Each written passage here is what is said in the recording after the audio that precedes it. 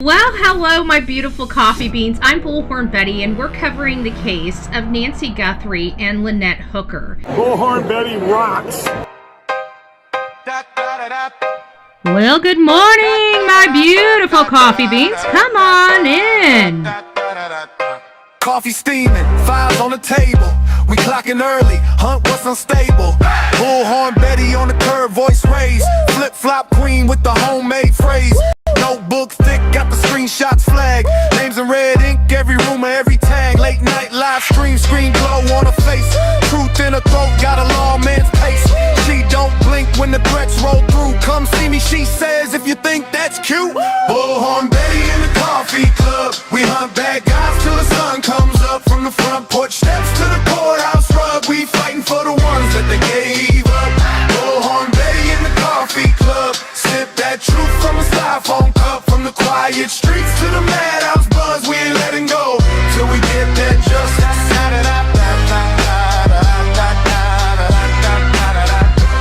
Insane Asylum, that's our crew nickname. Laugh so loud while we track these names. White boy wild with the webs we spin. Pen to pen, see the pattern sink in. Turmo shaking when the case goes cold. We stir it back up, won't do what we're told. Doorstep question, side eye stare. Where were you that night? We hanging right there. Bullhorn Betty in the coffee club. We hunt bad guys till the sun comes up. From the front porch steps to the courthouse rug. We fighting for the ones that they gave up. Bullhorn Betty in the coffee club. Sip that truth from a styrofoam cup. From the quiet streets to the madhouse buzz. We ain't letting go till we get that justice.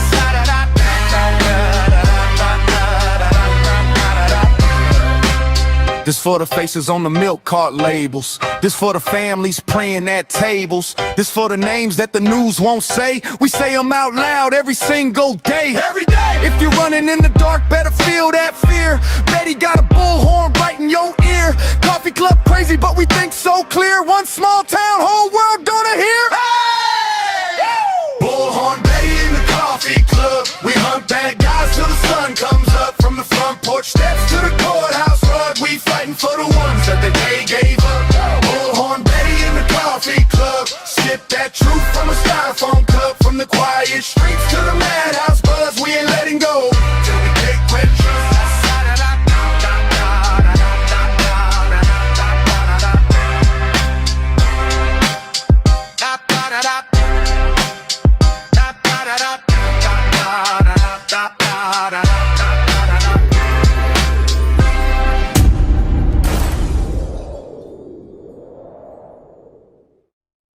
Nancy Guthrie is an 84-year-old mother and grandmother of today's show host, Savannah Guthrie. She has been disappeared, ripped out of her home in the middle of the night by a masked gunman on February 1st in the wee hours of morning. She has never been seen or heard from since. And that happened in Pima County, Arizona. And since this case ensued, we've learned a lot of detrimental issues with the case, from the sheriff handling the case to the fact that law enforcement that originally responded to the case had no education or experience in the field of homicides or even the field of abductions.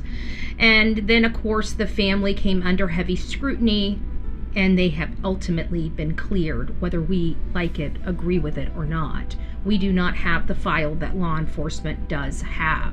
However, something did happen to this grandmother, and we have no idea what it was. And it's sad.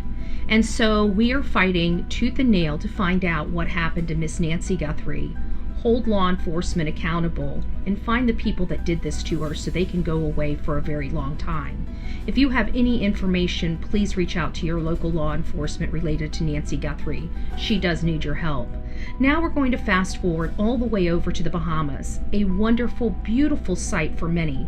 Many people around the world come to the Bahamas to take in the beauty of the islands as well as the crystal clear waters. On April 4th, according to her husband, they were on land all day, drinking, having a good time, partying. And then on their way back to their boat, their home, the soulmate, a lone wave came and knocked Lynette off the dinghy and into the water. However, according to her husband, it was so dark he really didn't see a whole lot, and she was just swept out to sea. He's never seen her again. But the problem is they were in the bayside where there were no waves and no whitewater rapids or hurricane-force winds or currents. So the story really doesn't make sense. So what happened to Lynette Hooker? And why is Brian's story not adding up to the conditions or even the path of the water's travel?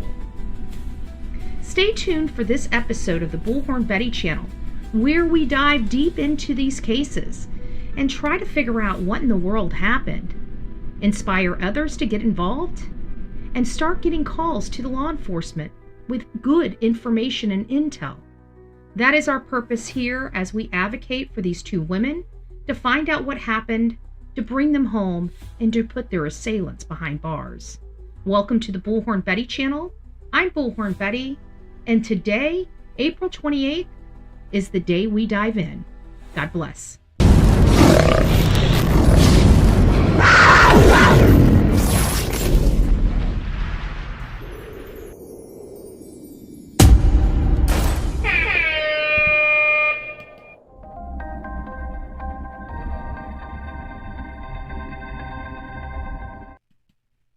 Well, good morning, my beautiful beans. It's nice to see you. I hope you guys are doing well. I am Bullhorn Betty. We are covering two cases. One of the cases I said we weren't going to really cover unless there was some probative information. Well, lo and behold, there's some probative information.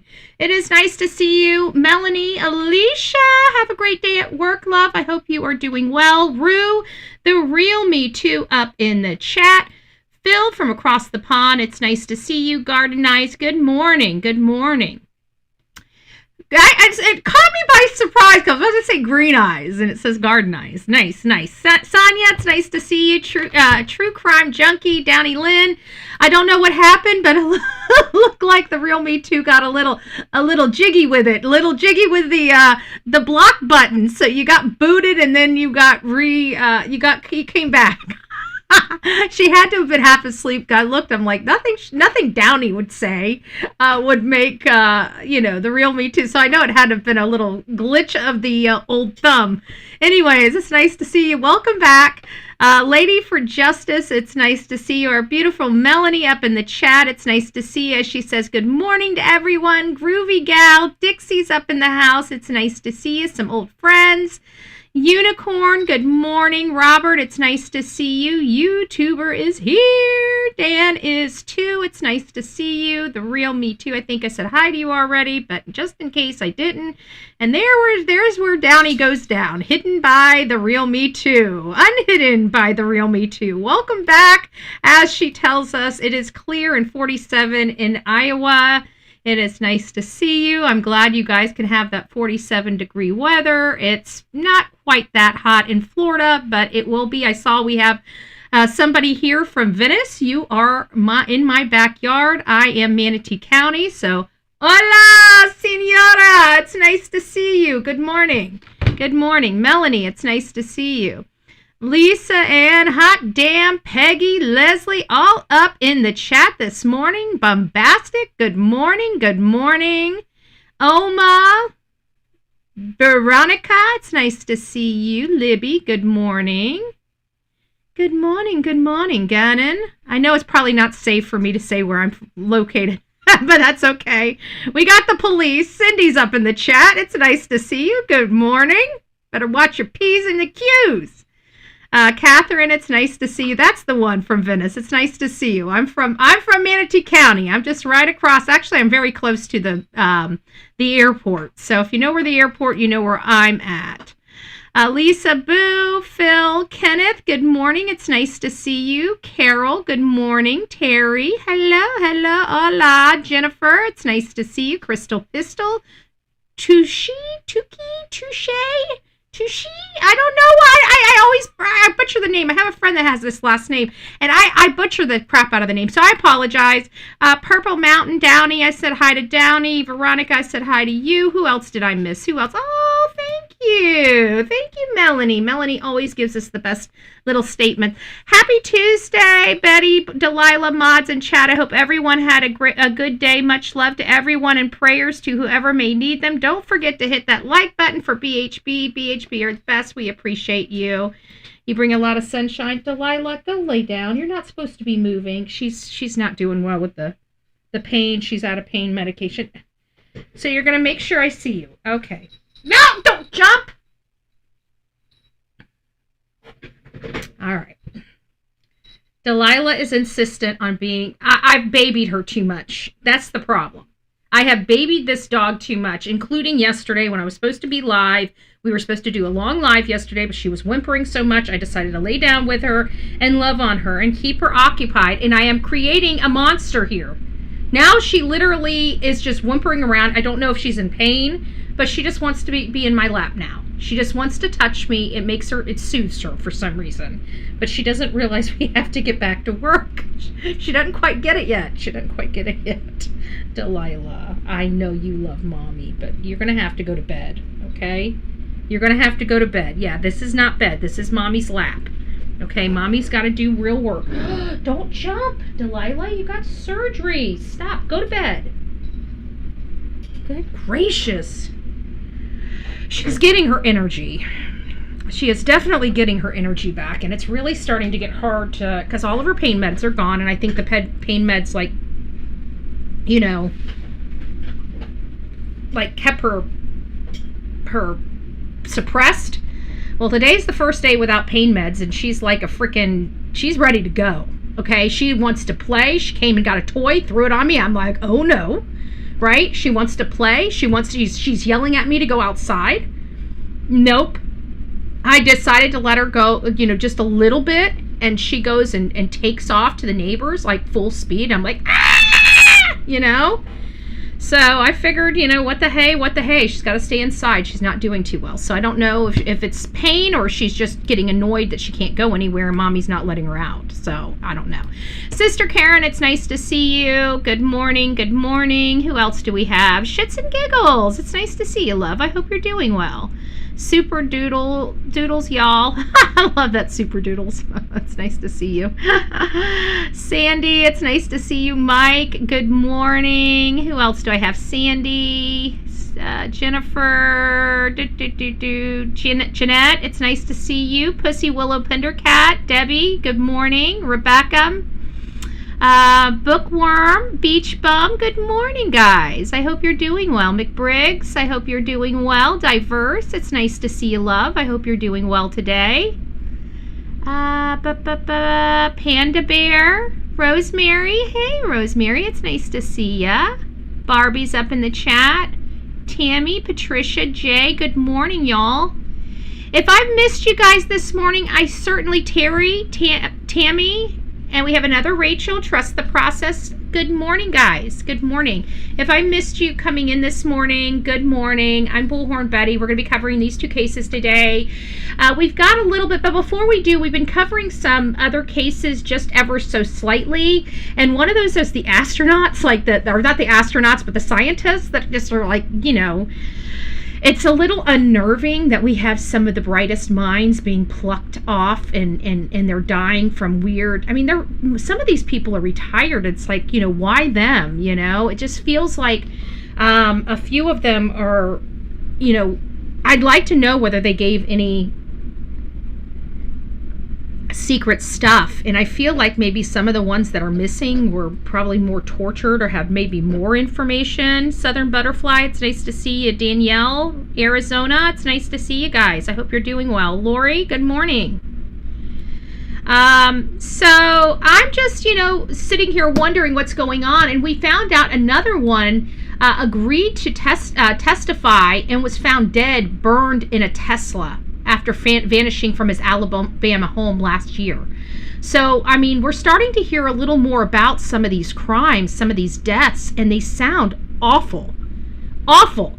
Found burned in a Tesla. I mean, these are weird things, and I'm surprised they did not catch a hold of this or think more about this prior to that. And then we've got stuff like this. This is kind of a little freaky deaky too, but right on the realm of these UFO and scientists disappearing, we're finding out that we have 15 chemical drones that are missing. Okay? Do you guys understand that? 15 chemical drones that are missing. We had the 250th anniversary, which I'm going to Washington, D.C. And I really kind of feel like this is going to be detrimental because there might be something. I know they're going to keep us safe. I don't want to say anything. I definitely don't want to worry my mom because I'm trying to bribe her into going with me. But the thing is, you wonder, is something, New Jersey, Washington, D.C., not too far? And chemical spraying drones of all things? Who even knew we had chemical spraying drones, okay? I'm like, we are officially in the Twilight Zone, folks. We are officially in the Twilight Zone. There we go. It is here. It is here. Something is going on in our country that many may not want to. We're from Huntsville, Alabama. I think we got a story coming in here from Huntsville, Alabama too. But yeah, it's a little freaky. It's a little freaky to say the least. So I'm just going to I'm going to pop through these because we got so much to talk about with Lynette and so much to talk about with Nancy Guthrie that these really are just like buyer beware. If you're here and this is interesting, this is just to make you to let you know what's going on. So if you want to do extra research, you're more than welcome to do the extra research. If anybody in the chat is kind of in the conspiracy theories of this, I'd like you guys to keep in contact with me, okay? If you guys hear of any more stuff like that, I'd like you to start sending it to me to bullhornbetty@gmail.com, and that is no joke. I'm very much interested in stuff like this. I don't really care if we go conspiracy theory or not. I'm very concerned for my well-being and my family's well-being, so I'm paying attention here. And I hope everybody else in my chat is too. Something's going on in this world. We don't know what, but we know it's definitely not good stuff, to say the least. Okay, it's not good. It's not good at all. So be careful of that. Did I just move? Why does this? I hate when I don't do that right. Let's not break this too much. My green screen's kind of having, I got to get better lighting in here, but it'll come. It'll come in time. In time. And of course, we have this lady that from from this community, and this is the one that I'm talking about. That this is kind of here in Florida. This actually hit Manatee County, my county specifically, where this lady had two ex-husbands and decided to go on this shooting spree, I guess, and decided to unalive both of her husbands. Well, one of them was in Hillsborough County, so law enforcement went to her to ask her about, her, if she murdered her husband, and her response, which one are you talking about? And so it kind of gave them the hair on the back of their neck that kind of stands up when you hear weird things like that. This is driving me nuts. What happened here? Why is this thing? I think Delilah moved it when she was walking around it, and it put some extra little. Hold on a second. Let me fix my green screen real quick. I don't like the ripples. Can't have the ripples. The ripples are a problem. There we go. Hopefully that helps a little bit. Does a little bit. There, does a little bit. And where's this one? Is that one up here? There we go. Got my. We get it? All right, we got it better. Okay. So, anyways, she asked them which one, and they were like, we need to have a wellness check on her other ex-husband. Where's her other ex-husband? Manatee County. Can we get some officers out there to do some wellness check on the Manatee County ex-husband? Go out there, and holy crap, she got him too. So they actually appear to be seeking the death penalty, or attempting to try to seek the death penalty on this lady. I don't know what she went through. To be honest with you, her face does look familiar to me. I've been in this county for 46 years, so I may not recognize her name. but I definitely recognize her face. And so it's apparent to me that at some point in my past life, because I was at bars a lot, I have to assume that her and her people are drinkers and partiers and animals like that. And that was a once upon a time in my life. So all the crap, hole in the wall bars you can find to crawl into, I was probably crawled into a few of those in my history here in this county. So I recognize her face. I don't know how. She doesn't live specifically here, but she has some ties here. So I believe I've seen her at a bar before. She wouldn't be somebody that I probably spoke to, or I'd probably get a really weird vibe off this lady. I'm hearing she vibes little odd, but she killed both of her ex-husbands. I don't know why. Were they abusive to her at one time and she finally just was done? What was really going on in her cranium? How long has she been divorced from these guys? Why now? All those weird questions you have kind of come in. We don't know. I don't know if we're ever going to know. I guess we're going to wait until trial. She sounds like she's going to have a trial here in my backyard unless they change the venue. Maybe they put them both together. Maybe they separate the cases. I'm pretty sure her defense will want these cases separated. I'm pretty sure the prosecution's going to want them together, but they're in two jurisdictions. So, there's a lot to do here. There's a lot to do. It sounds like she's going to have two separate trials, one for the Hillsborough, one for the Manatee County. But we'll find out as this case starts, rolling out. But I'm all, you guys know how I feel. An eye for an eye, tooth for a tooth. I'm just a barbaric woman. I'm happy to be a problematic woman. But I'm very, very just, you're not going to change my ways. This is how I feel. This is what I think. I think if you have the gumption, and this goes for me, if I ever take somebody's life, I should be willing to give my life, if it's that important. If it's not in self-defense and it's in cold blood, then an eye for an eye and a tooth for a tooth. So I don't care if she's a woman. I don't care if she's a man. If she's taken a life, I apply everything equally here. So yes, I do believe this is a DP case. I think this was senseless. And no matter how she felt about them, somebody loved them. And they hurt somebody. So they're not the only victims here. If they had children, their children are victims. Their families are victims. There's just a lot of victims that this lady has made because of her decisions. And I'm sorry, those decisions, especially in young kids, can kill them, over their lifetime. These things that happen to these people as young adults and children have lifelong effects on their being, and she needs to be held accountable to that. So if they do choose for this to be DP, I'm going to be supportive of that. I think it should be a standard. I think it should be the defense arguing why they shouldn't have to be DP'd. That's the way I think it should be, because they made the conscious effort, especially if it's a first-degree homicide, they made the conscious effort to take somebody out. If people knew that by taking somebody out, they have to give their life if they're caught, I guarantee people would think twice before taking somebody else's life, unless they just don't care about their own. So I hope, it seems like people are starting to get back to the old way of doing things, realizing that, our barbaric methods were the correct methods. As barbaric as they are, they prevent it. I mean, at the end of the day, that's what you want. You don't want a whole bunch of people in jail. You only want a few people in jail, and their punishment be so severe that it prevents the rest of the people from doing the crimes and going to jail. That's how I think things should be done, right? When you start making people realize there's some serious consequences behind these, very painful consequences for them for a lifetime, then I think it would change some of their ways, But some people, they just lose all control of themselves and their anger gets the best of them. And by the time they realize the consequences, is too late and they don't want to deal with the consequences. Well, that's not my problem. Control your behavior. We all have to control our behavior. There was one time I was out of control.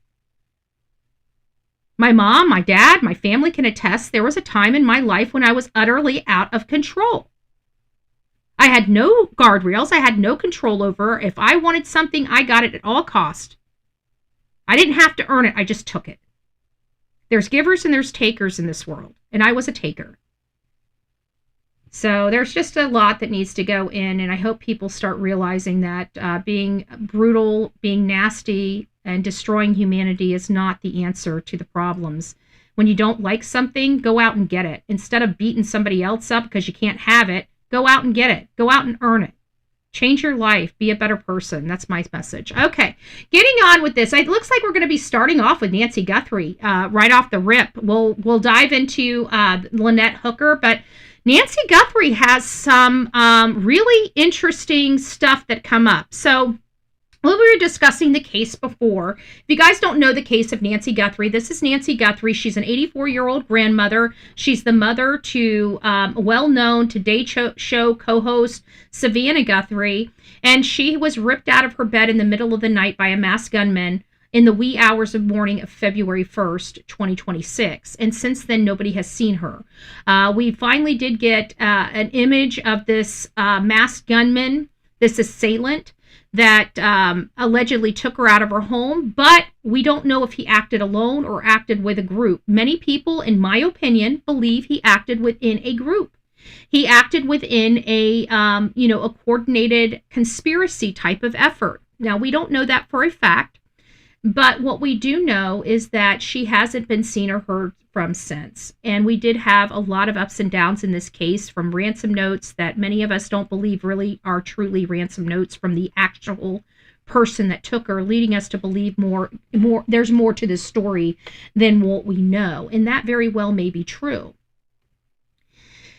But there's been some things, there was a lot of media out in front of her house. Oh, thank you. Let them 66, one of our prayer angels. Never give up, never quit. Hugs and loves. Thank you, guys. We appreciate it. We appreciate it. We're trying to reach our goal today. If you guys would love to participate, any amount will do. 99 cents, $2. Do you guys usually get a cup of coffee a day? Give Betty your cup of joe.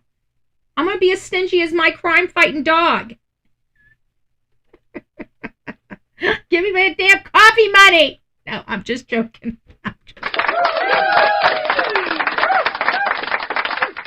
But if you'd like to help us get to a goal, please do. All satire aside, please do.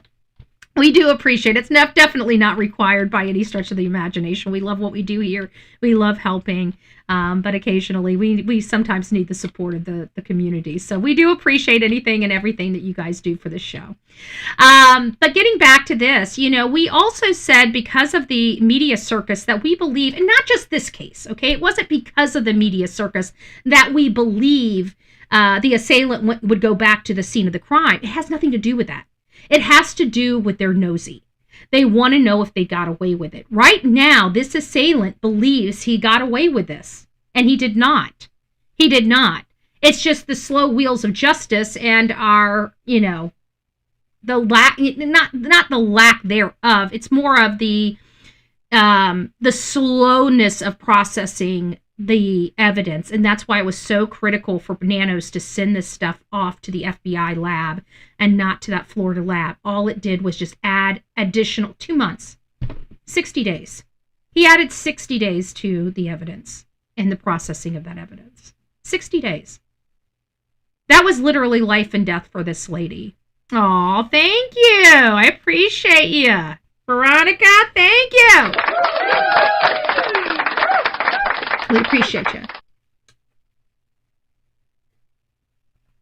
But we believe that the assailant came back, and we believe that the assailants come back to the scene of the crime more times than not. Some of the times it's the parents. Some of the times it's the siblings. Some of the times it's the friends, and some of the times it's, people in and around your sphere, right? And on very, very rare occasions, it's somebody we don't know, right?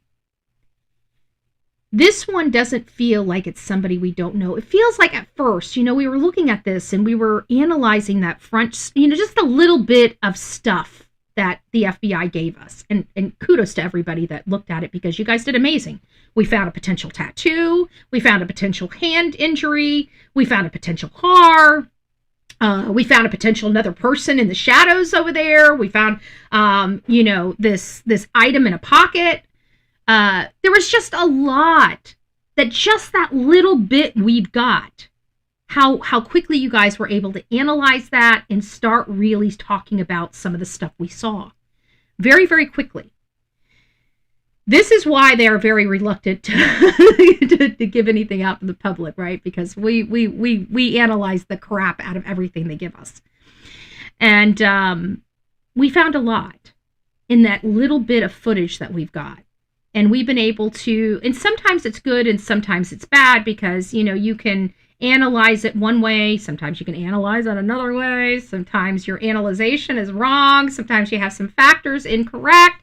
But for the most part, I think what we can attest is that this is a man. I know some people are questioning. I'm not going to be able to unquestion whether you think it's a man or a woman. Okay, I'm not going to get into the argument one way with you or the other. At the end of the day, we really don't know. So the ones that think it's a woman, I really don't think I'm going to be able to change your mind until you know who it is.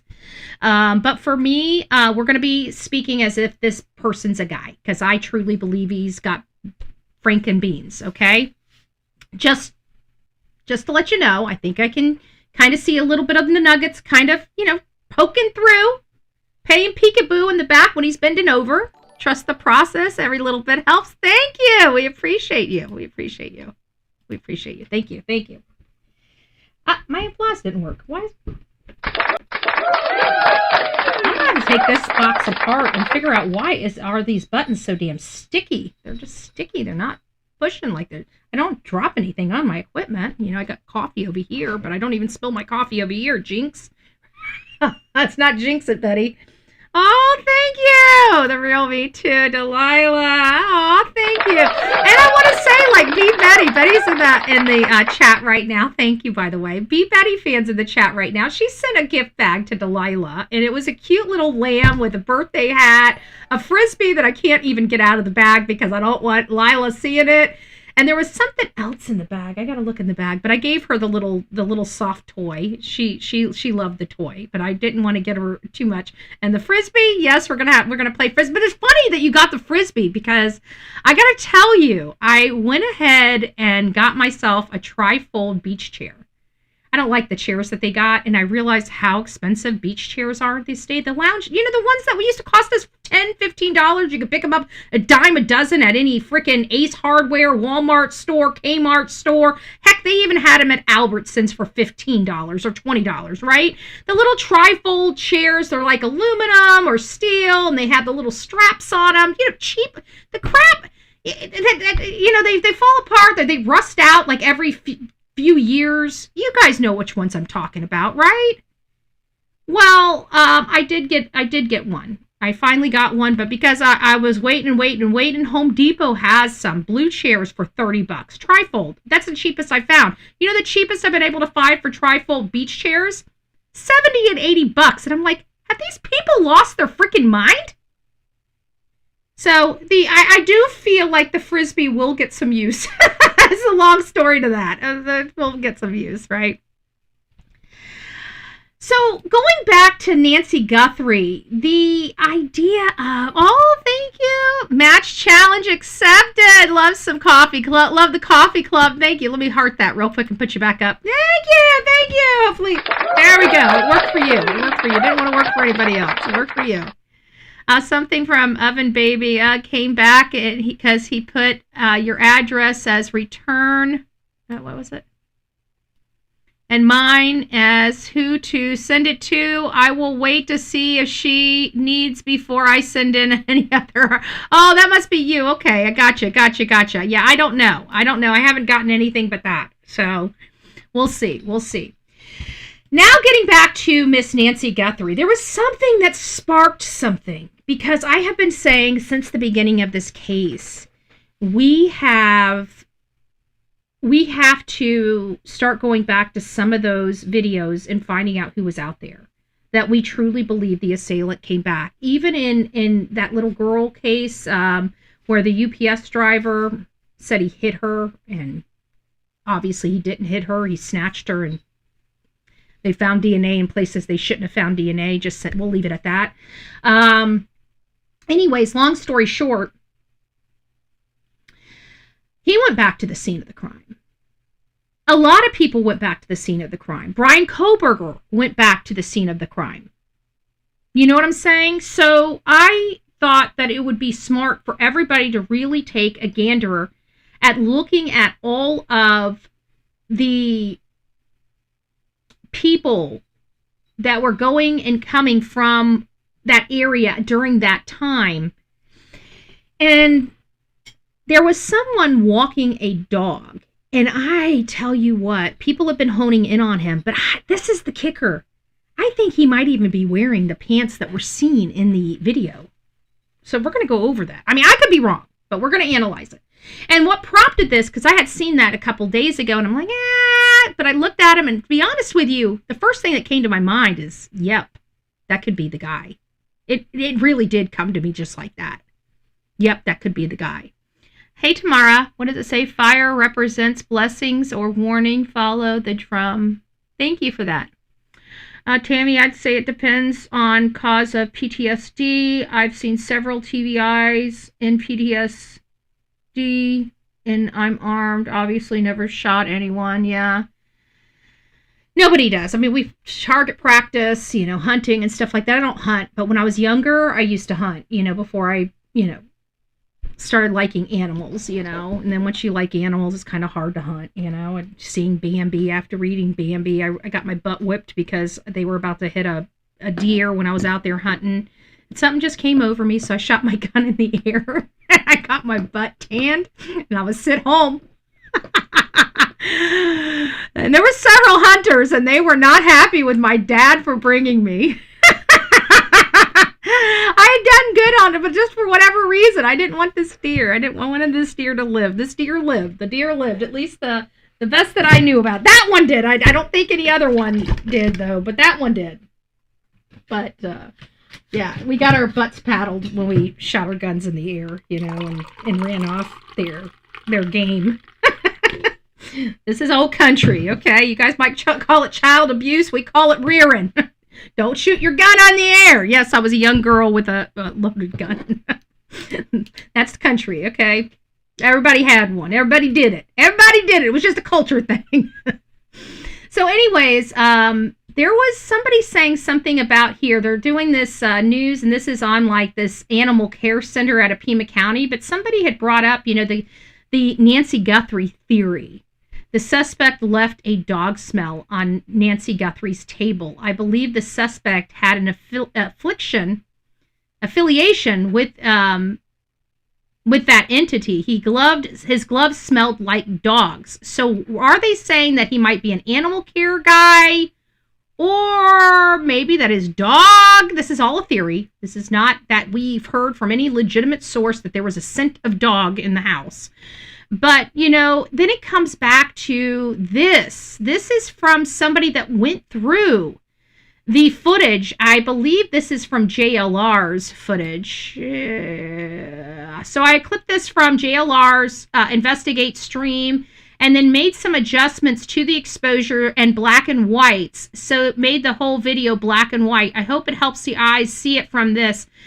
This is not IR light, but I think it's what the camera was seeing. So you'll see this guy walking his dog. Over a week into this. Where is it? There he is. You see this guy walking this dog. I don't know if he's a searcher. I mean, his dog kind of looks like maybe a searcher dog, but it's the way he walks. It's the way he walks, and it's the pants he has on. It's just interesting. This right here. And then we go back to this about, the dog scent and stuff. Not that we know that there's a dog scent in her house, but you see this. You see is about the right height. You see the walk has a similar tone. Not that it is. I don't want people saying, oh, he's the guy. But I got to tell you, when I watched him walk, I started thinking, this is what I'm looking for here. Look at his walk. He's kind of in street clothes. He's not in normal clothes. I don't like it. Same shoes too, Rachel is pointing out.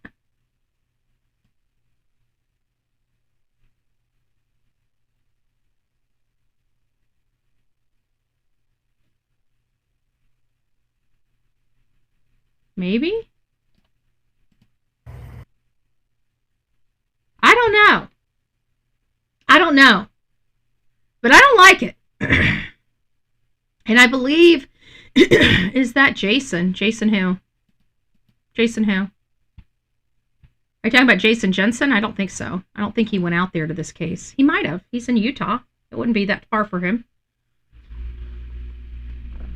But I don't think it's Jason Jensen. I don't think he has a dog. And I don't think he works with his dog. No, that doesn't look like Jason Jensen. But that guy's smiling. I don't know. I don't know. I don't know. But I just thought it was pretty interesting, and I think it is kind of breaking news. And I think people need to go back to the footage that was provided from that day, because in all fairness, I do believe that we do have a situation here where somebody would have come back just to be nosy, especially if they were involved. The gate, yeah, we got some things. Does he have a swollen hand? I don't know, Mike. I really don't know. I can't tell. It's kind of grainy. We'll have to come back. It looks like one hand's in the pocket, one hand's walking the dog, but the one hand that's walking the dog is the right hand, and that's the hand that everybody thought was her. You know, what led us to Luke Daly. So is this? We do believe that that the person would have come back. This is something I would have thought they would have been in the car. I wasn't thinking. I mean, that's pretty brazen to walk by, but wouldn't be surprising.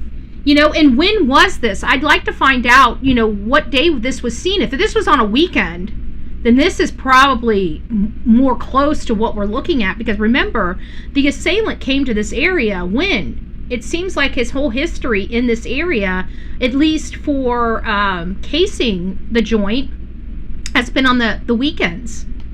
The weekends. Not during the week, but the weekends. So very interesting stuff that's coming out when it comes to Nancy Guthrie's case, and you know, this dog scent. I don't know where this is all coming from all of a sudden. Did somebody hear something out there? Does somebody have maybe an insight that we know? You know, maybe this might be something, if producers are coming across to find talking points for maybe some better you know, higher up people, then you know, this might be something we want to talk about. Like, how many people came by this house during these first few days? I believe if the person was going to come by, it would have been before the 10th. Okay, after the 10th, they would have been scared crapless, because they would have known at that point they had them on camera. So, but before that, they were flaunting it because they knew nobody knew who they were. But after that, then they were going to be more conservative, probably not go there anymore, probably avoid the whole area altogether after February 10th. So, and it's somebody that doesn't normally have interest in true crime cases that is all of a sudden stopping and reading everything to do with Nancy Guthrie. These are behavioral things. So if you're like looking at your significant other or your boyfriend or your child, your son, and all of a sudden he has this unnatural affliction over this case that he's never showed this much interest in any crime case before, well, that's a telltale sign that is not typically good. However, with that being said, we've had more men paying attention to this case than we've had in a very long time in the true crime genre. And the reason why I say that is because we've been doing this for a while. We've opened our phone lines up for a while. We've had our, we used to have panels, like we'd be here for 8 hours a day on Summer Wells, just having open panels discussing every detail of her case.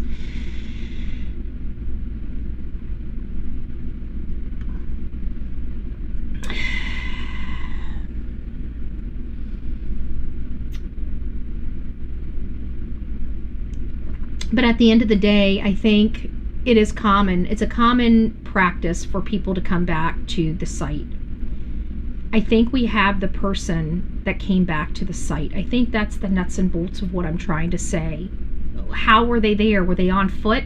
This guy looks like he's in street clothes, not walking clothes. And the reason why I keep saying that is because that's a statement that one of the neighbors had made when she was getting ready, and she looked out her window and saw somebody kind of in a hat pulled down. This guy doesn't have a hat, but he probably wouldn't want the hat, especially if one of the neighbors had seen him with the hat on. He's going to want to change his appearance a little bit. Now, he didn't change it too much. He still has a goatee and a mustache. I would think that somebody, but again, this is prior to us seeing the assailant on the video. We need to find out when this was taken. But if this was taken after the 10th, I don't think this is the right guy. But if this was taken before the 10th, like the 9th or before, then yeah, we might have winner chicken dinner, because I do believe the assailant would have went back to the scene of the crime like many others have.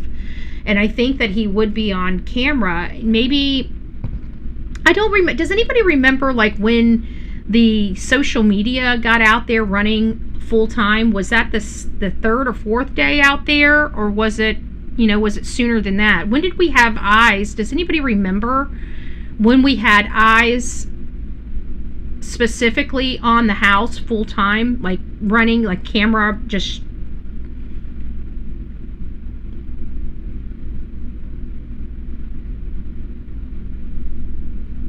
I know, Green Eyes, or Garden Eyes. Garden Eyes is saying Nancy Guthrie's case is addicting because it's so whack, not normal, nothing is, not even the whack nanos. I can't keep up with all the different names you use. I know, she does change quite a bit. I think she does that to keep people on the toes. So everybody's saying the 4th. So they got there the 4th. So we have the 1st, the 2nd, and the 3rd that would only be mainstream media. And I know mainstream media, even though they didn't have their cameras up, usually they still have a live feed that they're that's hooked into their main frame that they're monitoring at the headquarters to find out, when to go through, like if there's any breaking news or anything like that. They do have a feed up. It's just not being broadcast like social media is, which is foolish, because they're pissed off at social media, because what do? We turn our cameras on and just leave them on and let everybody come and go as they please. If they want to watch something, they watch it. If they want to ask us questions, they ask us. If they want us to move the camera and go look at this, we move the camera and go look at that. It's much different than mainstream media, and people like more interactive engagement with people, especially when there's a lot of information coming out and a lot of, need for suggestions on where to look and stuff like that, I think that it was the 2nd day. We need to find, let's see, hold on here. Let's see what we can find. Let's go to Google. Let's do Nancy Guthrie. Let's go to videos real quick and see if we can adjust the time to custom range. February 1st. Let's go to the 5th. Let's just see what we can find during that time.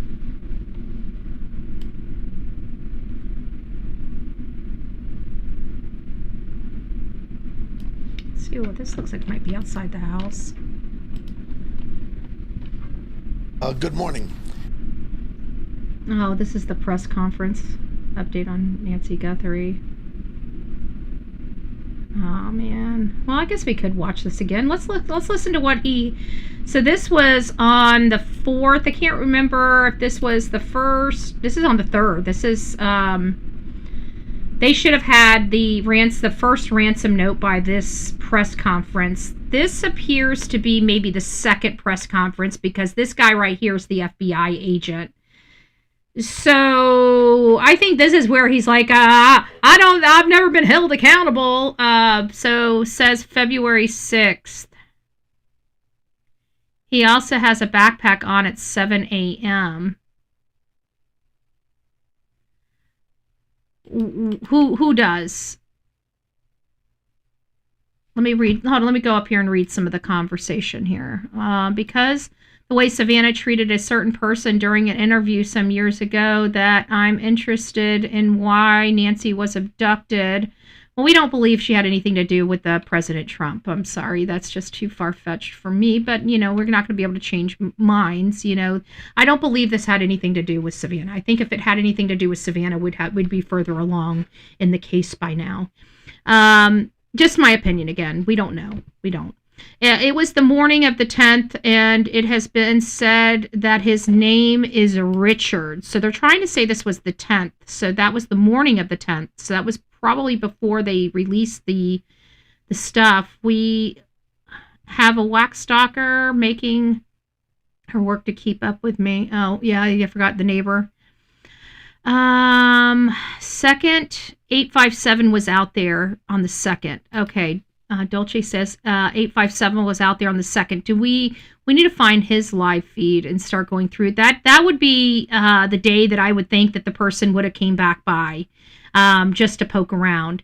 So, yep, I have a cam I wear all the time. That's the way I am. Went mid-February, it says. I don't think it was mid-February. I'm pretty sure he was there because he was the one that got the image of, or at least News Nation was the one that got the image of the social worker going and putting the card on her door. To me too, it's definitely not making sense. That's why it's important not to trust people to take care of elderly family members. You have to pop in and check on them. Well, it sounds like she had a very, let's not forget that Miss Nancy Guthrie had a very, very social life, a very active social life, from playing mahjong with her friends at her house to having weekly church service, going over to her daughters to eat dinner and play games several nights a week. She was a very active woman, okay, for her being retired and frail and stuff like that. She was still very active. So and she was very vocal too. So I don't think that and she had her daughter and her son-in-law very much involved. So it makes it very hard for me to think that somebody could abuse this lady inside that home. I feel like it's more of somebody committing a financial crime against her and then her finding out about it or something like that, or being fired from a job, or, you know, there being a dispute in a business deal. I just feel like it's something she was targeted from those possibilities, you know, what they kidnap her for money. I think if it was, this is where I'm coming, and I could be wrong about this, and it might be my mentality as well, but it just seems to me if it was about money or Savannah, they would have been led down the right alley right now of who it could be. So it kind of makes me feel like it's not about Savannah and it's not about money, because I feel like those are the avenues that this would have most likely been about. And if they would have went down those avenues, they would have a suspect or a person of interest in mind. Tracy is saying Tucson was on scene. Then we need to go back to Tucson's footage and look at that footage. I'll have to look that up from then. Good morning. I don't know that. I feel like this is the one where he did a faceplant, where everybody realized how incompetent he was and how much of a schmoozer he was. I think this is where he says, I'm not used to being held accountable for my words. It's like, you're the freaking sheriff. If you can't be accountable to your words, what good are you with that badge? That everybody knows who's here. Of course, I'm Sheriff Chris Nanos. John Edwards is the Tucson chief here for the FBI, and he'll have some words for you as well. You know, this is really, for me, pretty new, all the media attention. So I apologize to you for sometimes I'm speaking in generalities, and I'm not used to everybody hanging on to my words and then trying to hold me accountable for what I say. Because you've been so worried about lying about every single thing.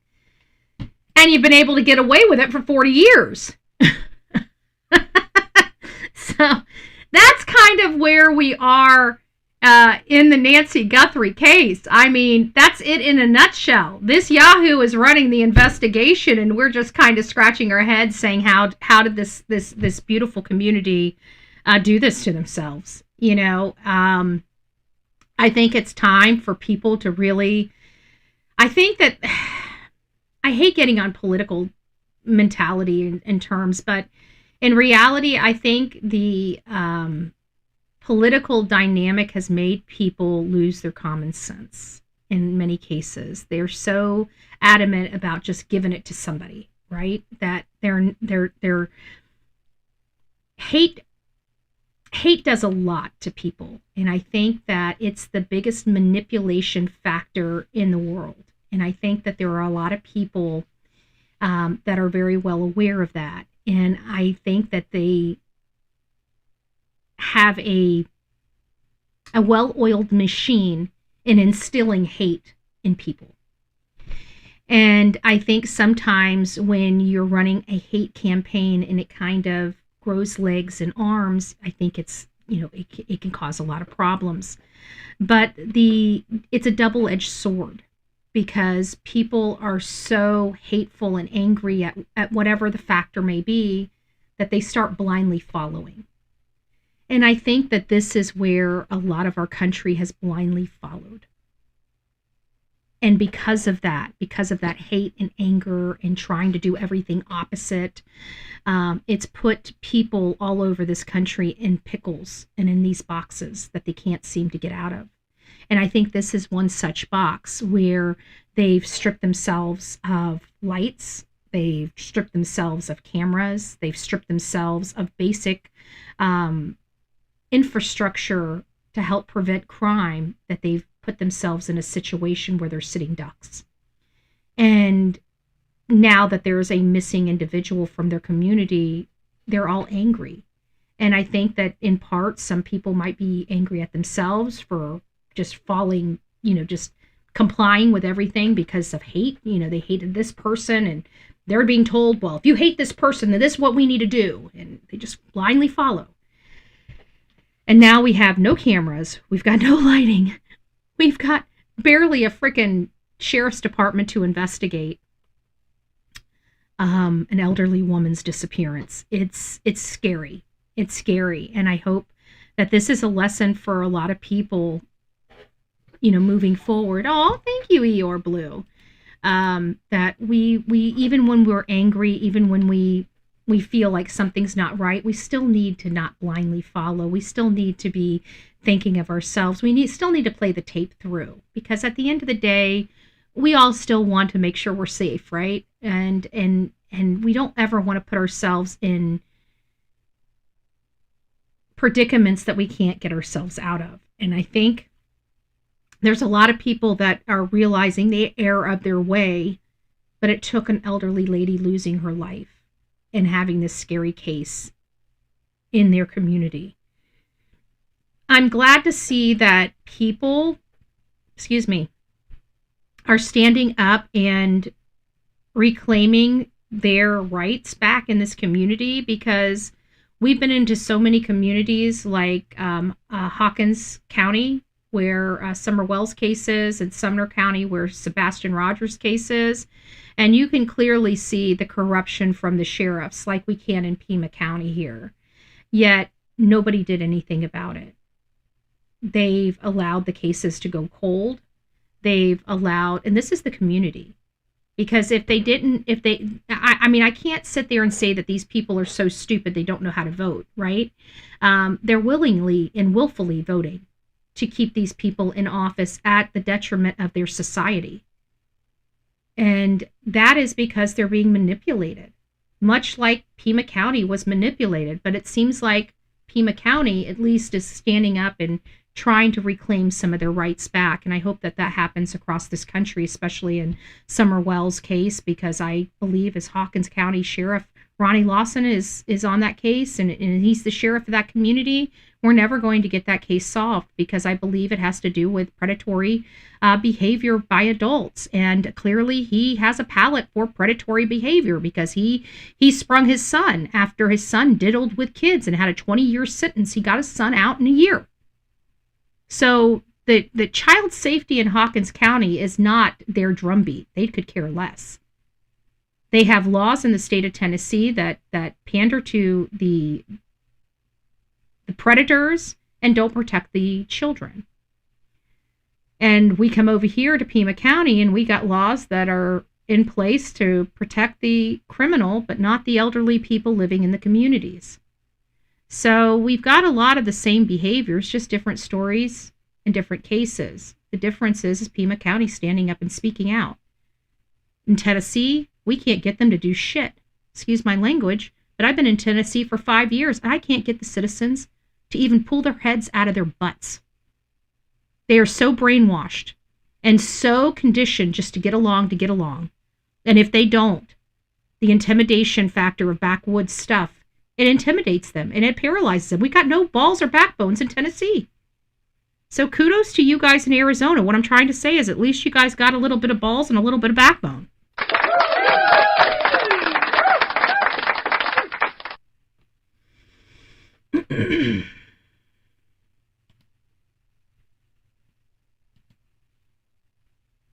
Profiler who says the blood tells the story in the disappearance of Nancy. This was very, very important to me. And so I'm going to keep repeating this, and it's going to, actually, I don't think I do have it saved. Let me save it now. Yes, let's save this because this is super important. This is about the blood stains. This is, we've been asking about these blood stains. I told you this one spot, if you guys want to challenge me or go back and verify it. It was one of the very first, as soon as this blood spatter was provided to us by, I believe I pulled it from Brian Inton at the time. I told you that there's a specific area of all of these drops that have me the biggest concern. And it was the ones with the medium velocity spatter that's sprayed. And I even talked about it spraying. And I said, I don't like this. And people are saying that was, coming from her nose. I believe it was aspirated. It sounds like it was aspirated. It came from her mouth. Was it her last breath? I don't know.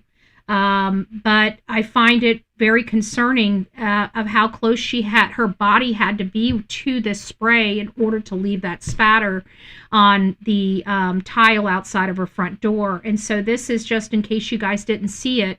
I wanted you guys to hear it for yourself. Nancy Guthrie. The mother of Today Show host Savannah Guthrie vanished nearly 3 months ago, but her disappearance remains a chilling mystery. Investigators have found few clues that we know of. Among them, these grainy images of a masked man on her porch the night she disappeared.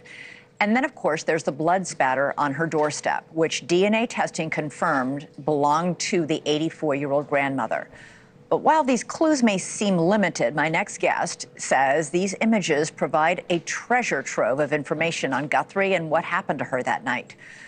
So we're going to go to him, go over to him right now. I think it's right about here. You can see they're sort of rings rather than the whole solid droplet. Mm-hmm. And that meant that they hit the ground as a bubble. They had air in them. So the only way you can get air in these, you're going to find out, just FYI, is if it comes from an air passage. It can only happen when somebody coughs or sneezes out blood.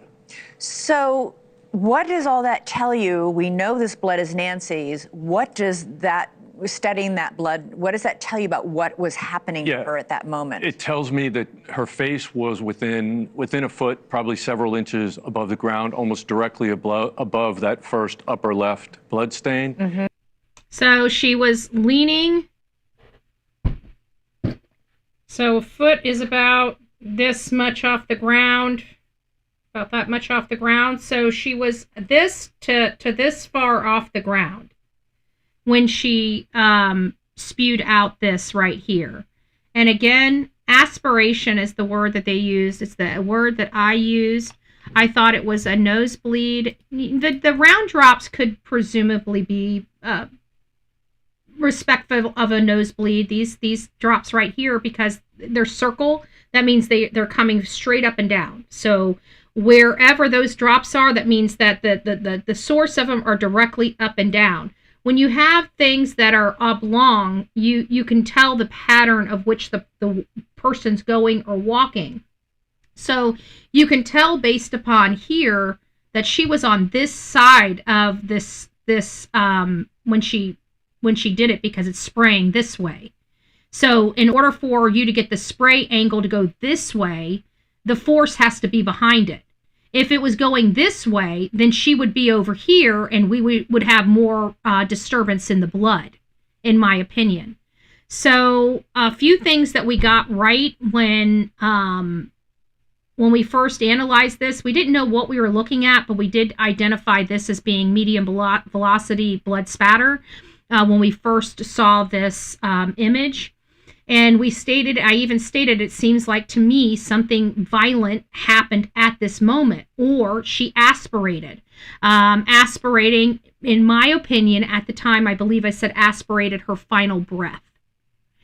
And now we're finding out that she was literally this far from the ground. How in the world can she be this far from the ground without touching or smearing the blood?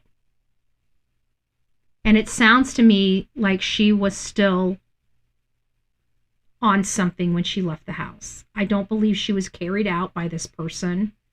I believe this is all like she was sat down. This happened. I don't know. If anybody has any thoughts about this, let me know what your thoughts. I think she fell on her way up. Then why doesn't she have more smeared blood? Because this right here could be, her evening gown smearing it, transfer, or a smear, so to speak, like something. There was like maybe a circle of blood here, and something like a corner of the nightgown. Like here, I'm wearing a little, whatever, and maybe something like the corner just smeared it as I was, walking by. Somebody says pants, but we don't know if she had pants on. Supposedly the square shape is a thread. So somebody thinks it's a thread from a shoe.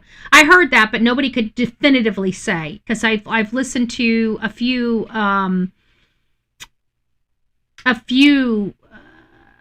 experts on this, and even Cheryl McCollum, which really good lady, as well as him, and it's so far they're saying transfer, or smear. They're not really saying that what it is, whether it's a shoe. And again, if it was a latent shoe or something, they might have some stuff, but they needed to cut out this concrete and take it to the lab. They didn't take this concrete to the lab, and it's very upsetting because this tile could have easily been pulled up and taken. They could have cut this out, pulled this up. I mean, it would have been heavy, but they could have taken it to the lab and done whatever testing. I mean, not that does it really matter about the shoes? Yes, it does. All these things help identify the person when they go to trial to really seal the deal that this was them. And we got all these things out there. They've been out there. They've weathered out there. They never took it with it. It's a day late and $1 short. By the time the FBI went to that house for the first time, it was already too late to take it. And that's really upsetting. That's why people are upset with Pima County Sheriff. It's because of these things. We expect our forensics to think outside the box and do this. Like the foliage at the door, they didn't know why it was there. Neither did we. That's exactly why you freaking collect it. You don't know why it's there, but it's out of place. You just don't catalog it with a camera footage, click, click. That's not forensic testing. You pick the crap up and you take it to the lab. So I'm not going to harp on that again. We want law enforcement out there to know that, we know that they are getting a bad rap because of their leadership. And we want to make sure that they keep their heads up, they keep working, and that they use this experience to be better and do better. That's what we hope comes out of all of this. I don't want somebody that's been instructed and led to reap that punishment or that reputation, because it's not your fault. You were trained wrong. Your leadership was wrong. You just need to do better. You need to be trained properly. Go back to your rook books. Go back to your books that you used to study. Go start thinking outside of the box. Make sure that this never happens again. That's the best advice I can give anybody. You can't fix the past. All you can do is correct yourself for the future. And, all of us have to do it. All of us have to look inside of ourselves and say, what did we mess up? How did we get this wrong, right? If anything that we do, we failed at or whatever, it's going back and looking at what we could have done better. Could we have done this better? Could we have done that better? Could we have vocalized this? Could we have vocalized that? Could we have taken this? Could we have taken that? There's just a lot of stuff that goes into making sure things don't happen again. And so I just, I don't want to condemn law enforcement, because you guys know we love law enforcement on this channel. We cannot stand corruption. We will cap we will cap, kneecap, not cap, but kneecap, kneecap corruption, right? We don't like corruption. We don't like officers that are engaged in corruption. And if we feel it, hear it, or see it, we're going to expose it. And that's why we don't like Hawkins County, Sheriff's Department. It's kind of why we don't like Sumner County Sheriff's Department. And it's why we really are not really vibing with the Pima County Sheriff's Department. We've got to get this good old boys club and this stuff. We need to expose it and get it out of our communities. It does nothing but tax the crap out of us, increase our cost, and does not provide us any better services. We want good services, and right now Pima County was jaded. They were lied to and stolen from, and I'm sorry that this was your county and that we're kind of knocking on your doors and looking under your hood, right? It's got to be uncomfortable, so we apologize. I know there's some hotheads out there in Pima County, but so far there's been a lot of good people that I've seen. So and much like we've met a lot of good people in Sebastian Rogers' case, but we've met a lot, like in here we've met a few bad apples, not a lot of bad apples. Over in Sumner County, we've met a lot of bad apples. Okay, big difference. So I'm hopeful that this angle with the person coming back to the property, I hope it pays off. I really does. I really do. But it's going to take all of us. We all need to be digging into this footage. All of us. If you have time, quit if you can quit surfing the internet. Let's start really, if you care about this case, and there's a lot of people that do, because every time I bring up this case, we have people talking about it, people engaging in it. This case still hasn't gone anywhere for people. And if you really care about this case and you really want to see, maybe putting a little bit of your effort, you might get some pay dirt. What we need to do is go back to the first 10 days of footage. I guarantee this assailant or these assailants are in that footage. If we really want to get those,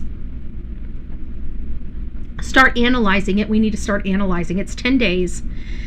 It's a lot of footage. It's a lot of footage for 10 days.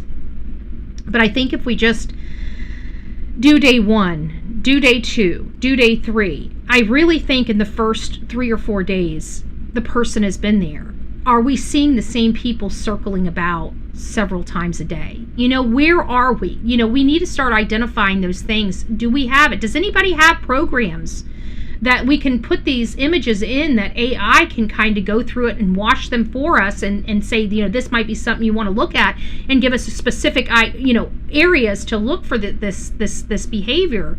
Is there something we can do with AI that can help identify the same license plates that are coming through there?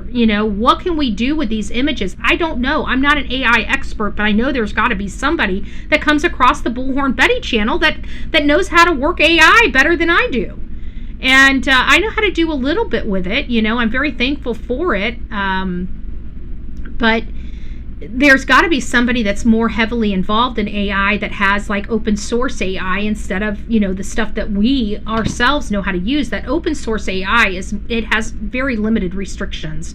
It's not like ChatGPT. It's you can make pretty graphic stuff with it. If you guys are wondering how people are able to make graphic stuff, but you go to ChatGPT or whatever the other Gemini, and you're like, oh, every time I try to make this, they restrict me. It's because they put throttles on their programs, but there's an open source that they built that from that has none of those throttles that you can do a lot of stuff with. So if you know about that kind of stuff, help us out.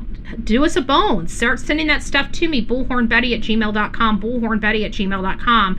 I need to start diving in, but I want to start diving into the first days of this, because that's usually, because if you guys remember, who was back at that house first? Who was back at that house before law enforcement? Who? Brian Koberger.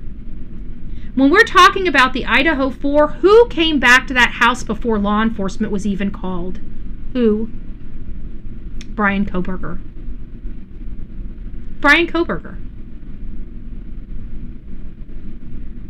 So this person, I absolutely believe without a shadow of a doubt in my soul that the assailant that did this to Miss Nancy Guthrie came back to that area. And we've got cameras pointing at that area. How can we not find this guy? We need to all be looking, guys. There's $1.2 million.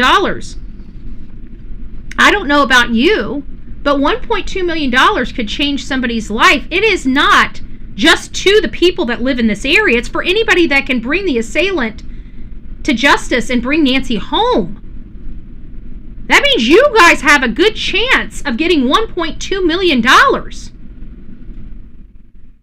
I would never take the money. So, I like covering the work, but I don't feel right taking any type of money, any type of reward for, finding somebody. I just don't. Will that change if I ever get $1.2 million? Who knows? I haven't found anybody, and I haven't been offered $1.2 million. But let's not forget that all of you guys can get $1.2 million if you guys can help out. Find the information. $1.2 million is still on the books right now. And it's not just to the persons, because let's face it, the people that did this can't collect. You can. We've got a lot of sleuths in here. This is going to be the biggest payday we'll ever be able to have in any of these cases. It could change one of your lives. Are you a web sleuth? Do you know how to dig in deep? Do you know how to use AI? Maybe it's time for you guys to get involved. Who could use some life-changing money? Let's turn you guys all into little investigators. $1.2 million. It's a lot of money. I bet you I'm making some gears turn. Somebody's thinking, you know what? I might be able to help out. I bet you could. Do it. I'd love to hear one of the coffee club members getting a $1.2 million check for doing the right thing. I sure would love to hear that. That would make my day. That certainly would make my day. But it's this guy here. I gotta tell you. I gotta tell you. Into this. I gotta tell you. I don't want to hear the voice. I don't know. Walking the same way almost.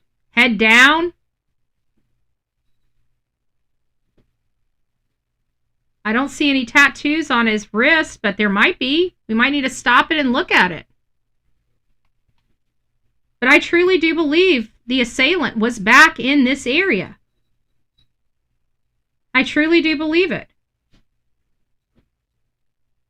And of course, we're learning about the MVAC.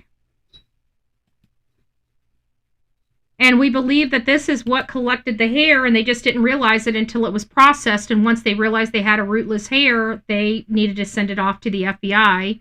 And that's where Cece Moore started explaining, because she doesn't believe that the hair after taxes were $100. You're probably right. You're probably right. Fire our federal government. If you guys believe we should fire our federal government, put a 1 or a hand in the chat. I think we should fire our federal government, the whole damn thing. Our entire federal government. I think we should fire our House and our Senate. Fire them all. Give them their pink slip. And then next, we need to go after the IRS.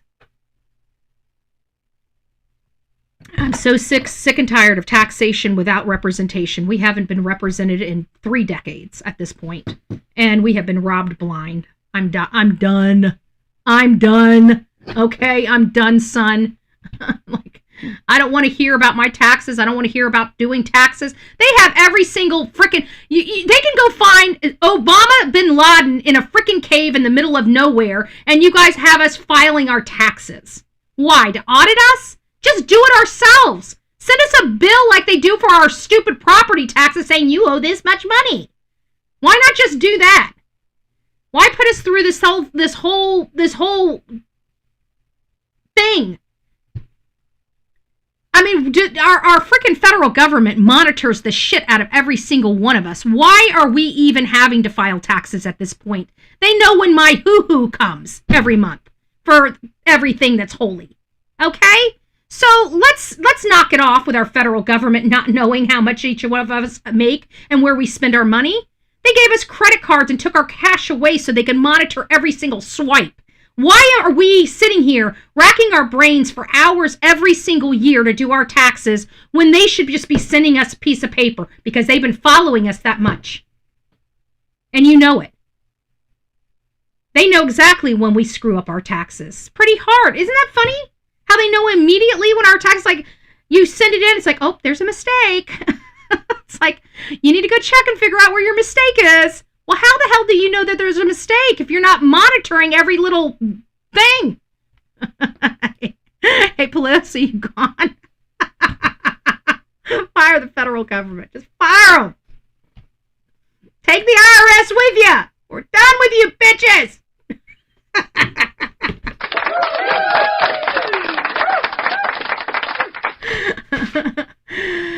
Oh, they're going to come after me. Oh, no, they're coming after me. They're going to drag me out. They're going to drag me out by my toenails. They're going to bury me under the IRS jail. No, don't take me. Don't take me. I overpay them. I never cash. Well, if you don't want to cash your refund check, you can send it on over here to Bullhorn Pay. I'll send you 50% of my bills if you send me 50% of your IRS refund. I'm just saying.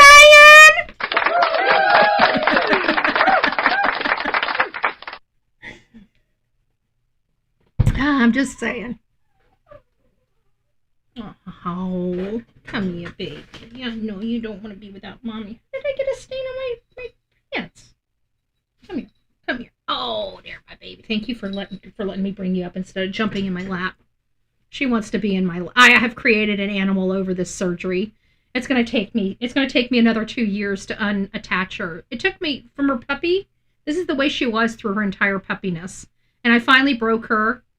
And then she has surgery. And now we're back to this being her life. You guys don't see it because she's always out of the view. But this is the way it was for her upbringing in this office.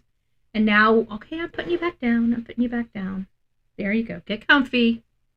I'm one hand down. We only got one hand working. Okay, just so bear with me.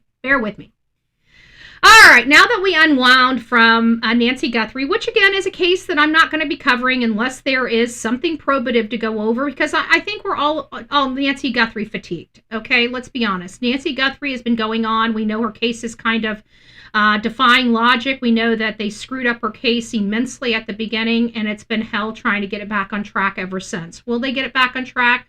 We're praying to God that they've got something, but we don't know because they released the crime scene too soon. They had to go back multiple times for collection.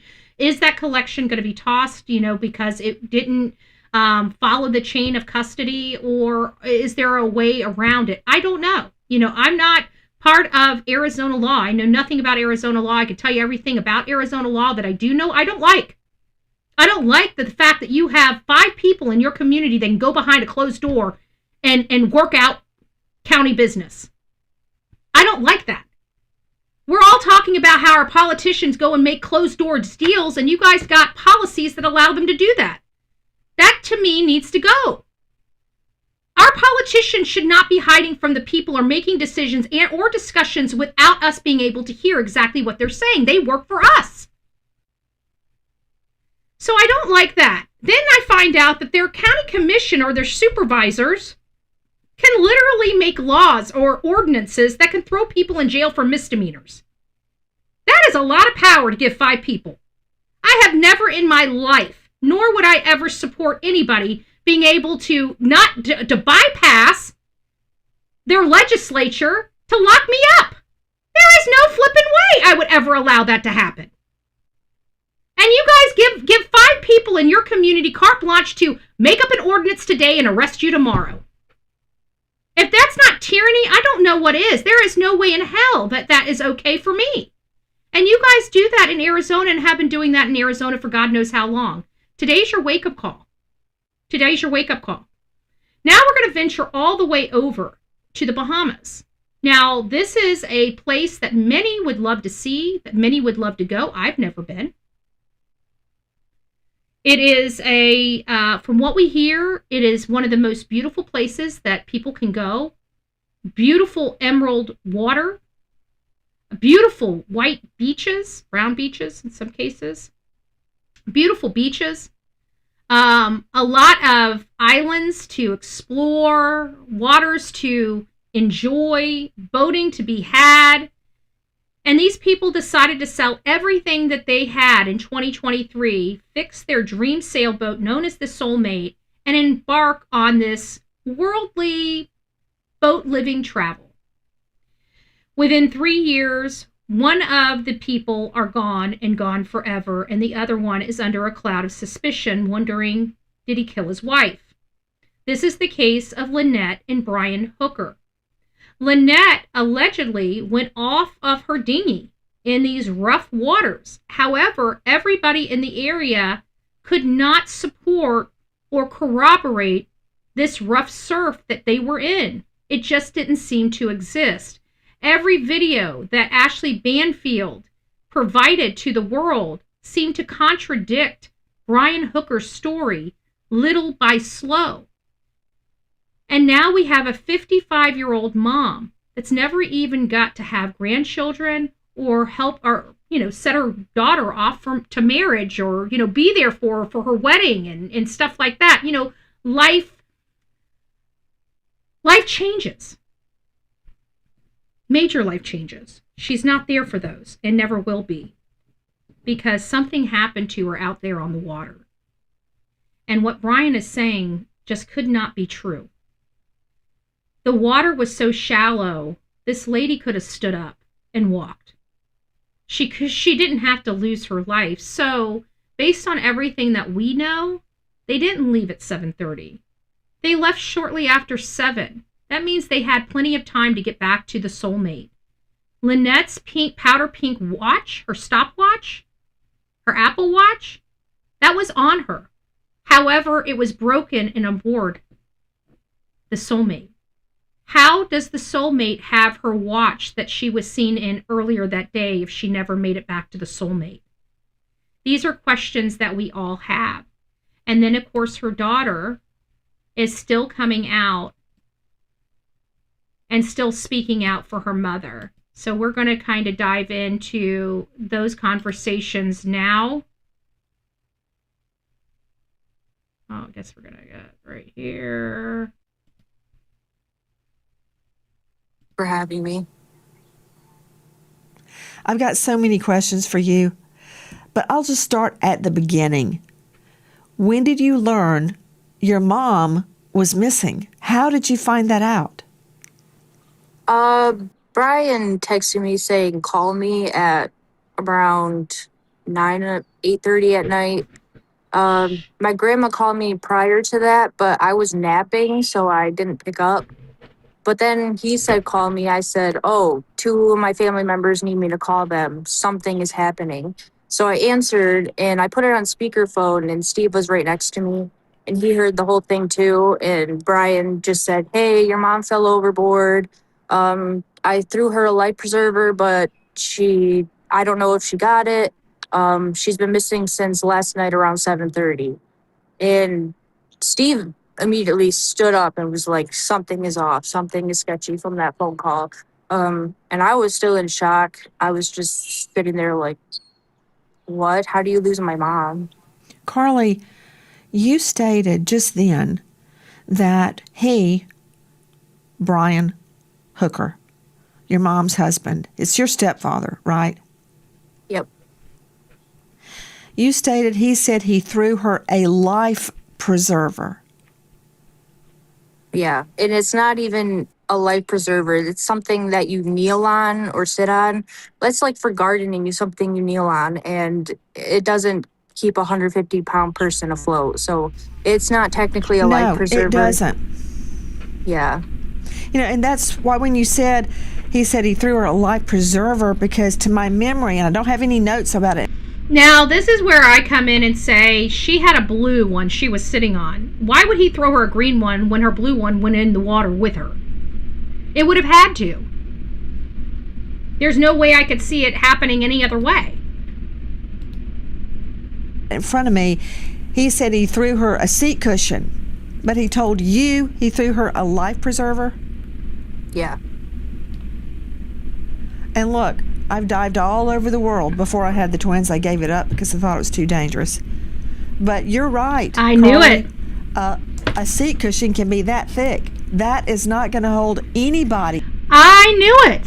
So High Flight says, why is Brian in Michigan instead of California? You know what? I was trying to say when this happened, I wanted to go. I told him not to bring this stuff to his mom's front door, especially if she's ailed.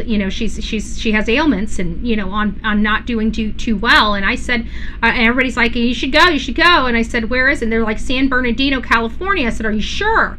Are you sure? Because I believed his mom was an excuse to get back landside. And then all of a sudden, we don't have an attorney in California for him. We have an attorney in Michigan for him. So I'm like, did he go to Michigan? Because that seems like where he would most likely go, is Michigan, not California. But everybody said he went to California. He may have went to California to see his mom, but it sounds to me like he's been in Michigan for quite some time. Just to put it out there like that. But I don't know. If you guys see him in Michigan, let us know. If you see him in California, let us know. I don't know where the Daily Mail is. Because the Daily Mail usually tracks these people down like rabid dogs and lets us know where they're at. Is he home or is he at his mom's? I'd like to know. For a variety of reasons. Up in the water, much less in waves, he said, had started. Yeah, exactly. But he told you life preserver when y'all were talking. Yeah, and it was supposedly found like 400 feet. He just said flotation device. I remembered it from not life preserver. He said flotation device. That is not a flotation device. From the dinghy when it washed up to shore, when he washed up to shore in Marsh Harbor. So I don't know. It's just all subjective at the moment. That's really interesting, Carly. Now, I understand what you're saying, and I agree with you. But could you explain why you don't think that's true? I don't believe that it would wash up right next to you, but my mom suddenly washed the other way. I know, that's what we said. Exactly. That's what my we said. thinking. I'm no tide and wave and current expert, but if... And we just learned from Ashley Banfield that there was a lone paddle that washed up on lubbers. And so the people found this paddle, which coincides with the paddle that they believe is on the Soulmate and in that dinghy. And they said they went ahead and called police to pick it up, which the police now have that oar that was allegedly broken. It sounds like it was thrown off and washed up on lubbers. So I think that was all part of this ruse, this hoax, to find out what happened to Lynette. According to people at the Abaco Inn, there was some tension between Lynette and Brian. Brian was sitting all alone on a lawn chair, 20 feet, 30 feet away from his wife, standing up, dancing. They weren't together. They weren't really sociable together. He went up alone to get some drinks. It sounds like, according to Ashley Banfield at the inn, they both went to the bar together and sat there, and maybe that he had a brown shirt instead of the blue shirt. Is it possible that he had a couple shirts in his dry bag? It's possible. But I find it really interesting if he was sitting at the bar with Lynette before they left in a brown shirt versus the blue and white shirt. Why do we see him crossing the road in the blue and white shirt? So I'm starting to think that maybe them sitting at the bar didn't really happen, that maybe somebody mistaken them for somebody else in a brown shirt, because they specifically said a brown shirt. But when you see the little live of him at around 7 walking across the street, it looks like he has the blue and white shirt that we had seen earlier him having on. Someone said it was the morning of the 10th. Dolly Vision has a video as well showing his side and back.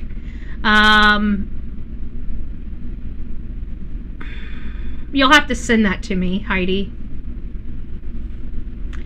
I want to move there. I'm sick of America now. I would be a little scared to move there after this story, you know. If you're going to be a boater, but be a lone boater. I guess. I don't know. Then pirates. Then you have to worry about pirates. I don't know. No matter what decision you make, it's always the wrong decision. All right, let's get back to Carly. He washed that way, and the dinghy washed that way, and the seat cushion washed that way. Then why didn't she wash that way? And your mom was an experienced sailor. She knew what to do if she fell overboard. Not only that, but again, the depth of this area was not that deep. Yes, there's areas that are channels that are much deeper, maybe 20 feet or 15 feet or whatever it takes to have a hull of a boat go through there. Whatever it is, that's what their channel is going to be. But other than that, everything else was really, really walkable. You know, you it was like 3 to 5 feet. I'm 5'1". That means if it was 5 foot, it'd come to my top of my head. But if it was 4 foot, it would come to my chest. Still walkable. And even if it came above my head, still very easily navigable. You know, you can swim it. You know, it's just, it doesn't make sense. And where she fell in at, Steve and I went and did retraced their steps. Yes, he was sulking. She could have swam a couple feet to the side up to shore and stood up in the water. The whole story that Brian has spun, he was drunk, he was probably on substances, and his head was not thinking clearly. And he did something, and the oh shit factor hit him. That's the adrenaline, that is all those endorphins. It floods your body, and your brain does not think clearly. It is in a form of shock, if you will. And so they're usually making calls and speaking to someone. I'd like to know who he called on a cell phone, because usually the next call is to somebody saying, in very, very desperate tone, I screwed up. Sometimes it could be like that, but in this particular case, he tried to conceal it, and then he tried to manufacture an alibi. But the problem is that everything he spun to manufacture this alibi didn't exist. It sounds good in a storybook, but it wasn't indicative of the real live weather and weather patterns at the time on that side of the island. And I think that is the point that's being made here. It was very, very calm over there. And yeah, there might be a lone wave that comes through there occasionally. It didn't seem like this would have been that occasionally. And as far as the currents being so sharp that they're just going to drag her away in the opposite direction from his boat, that doesn't even remotely make sense. Because when you're in a current, I mean, think of the whitewater rapids. If you guys have went whitewater rapid, if you fall out of your boat, where does your boat and you go? The same blessed direction. You're not going to go this way and your boat go that way. So nothing he's saying when it comes to the story logically makes sense, because if she was pulled that way, so would he. One of them, whatever was the lightest one, would have moved quickest, right? So that basically means if he threw her the that flotation device, which is just a foam little sitting thing, if he threw that to her, that's lighter. That means that would have surpassed the boat. So that would have been the lightest, so that would have just washed right away. Then her, because she's the lightest, then him and the boat and all their equipment. That would have been trailing, right? That would kind of been how that all would have been. The lighter you are, the quicker you move. The heavier you are, the slower you move, right? I mean, that's common sense. So we've got this situation where he's saying that she was swept out to sea, but he was swept the opposite direction. I don't see where that could be possible. I don't think anybody could make that possible. Bertie, where is his cell phone to call for help? He said he left the radio back at the house. That's what he told. Let's go back over some of the statements that he made to his mother-in-law.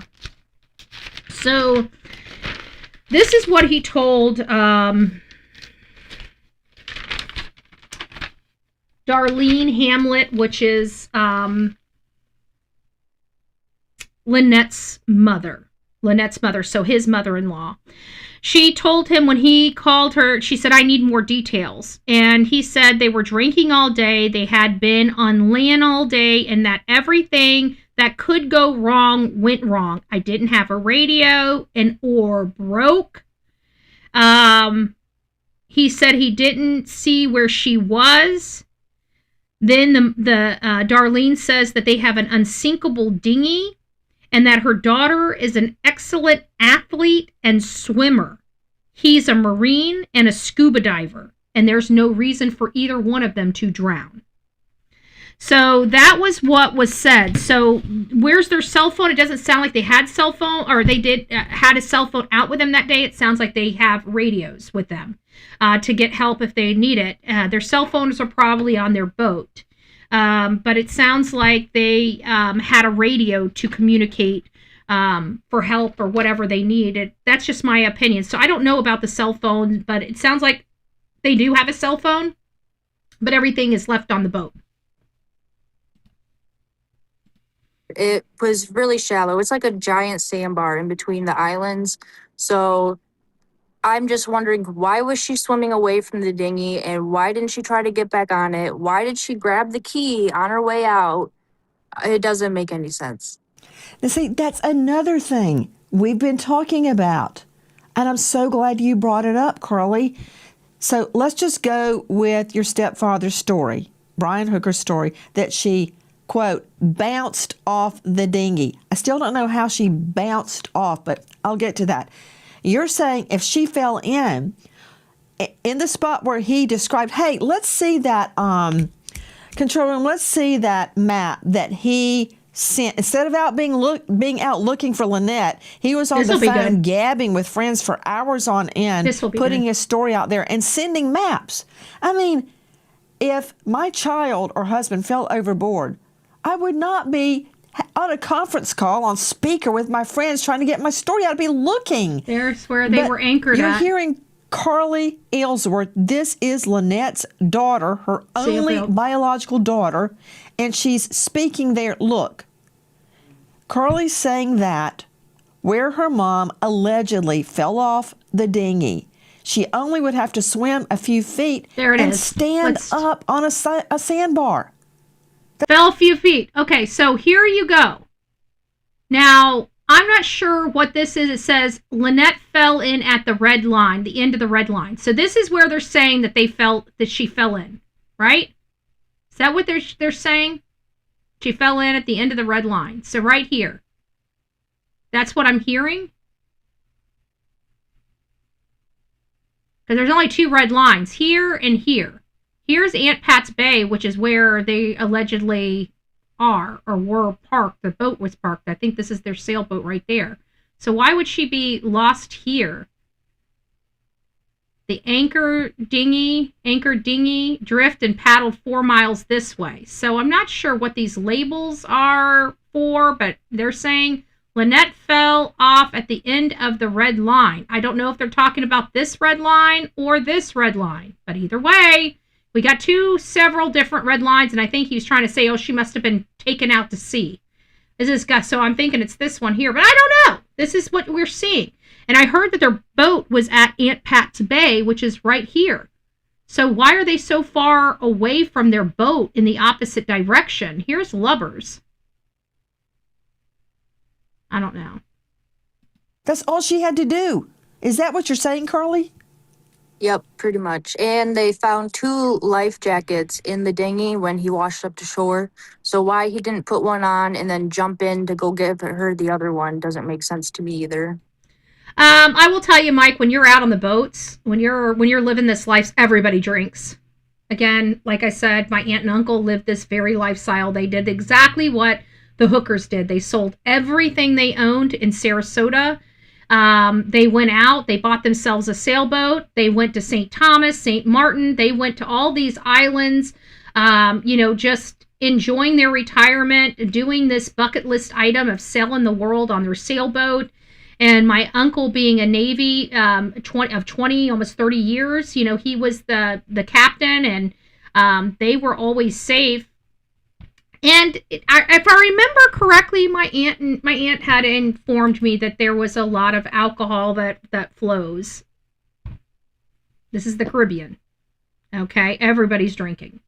So if you're asking me why are people out here near water drinking, everybody does it. That's really the only pastime you really have. You don't have the same amenities that you have, in the States. You do have some internet and stuff like that, but I mean, you're talking about island hopping, not bar hopping. You're kind of talking about sandbar hopping versus bar hopping, okay? It's a little bit of different dynamic. Some of these places you can't get to unless you have a boat out here on in the Bahamas. So just to put it into perspective for you, everybody's out there drinking. See, I did not know that. Carly, that's important. There were 2 life jackets still on the dinghy, unused? Yep. Do you know where they were? Were they in plain view? Were they? They had to have been. It's only an 8 safety chest. Where were they? They were just out on the floor. Yeah, because there's nothing on a dinghy. I mean, the dinghy is a dinghy. Oh, thank you, Common Sense. We appreciate you. Thank you. We only need one more to actually reach our goal. I love it. We're going to reach our goal today, I think. Yay! Yay. Okay. Oh, my stars. Oh, okay, wait. There's 2 life vests lying in the floor, and he did not throw one to her and put one on and jump in? Yeah, his A Marine. thought was to throw the seat cushion to her. He's a ex-Marine. I feel like he should be more on his toes when these type of situations. I'm just trying to take... And then to simply just float like you're in Castaway, just and float across the bay, and like, oh, she was swept out to sea. I hollered for her. I threw her a life-saving device, and I'm like, Lynette, no! As she was just swept out, there was nothing I could do. Taking, in 3 minutes, I've already learned more from you than I have from him in weeks. Mm-hmm. Okay, let me get back to, you're just giving me so much information, and none of it is good for him. None of it is good for him, folks. Thanks for being here. I think I got one more little thing, and no, I think this is Haunting Pictures and Cues and Clues. Yes, this is the one. This is the one where there's Brian. There's Lynette right here.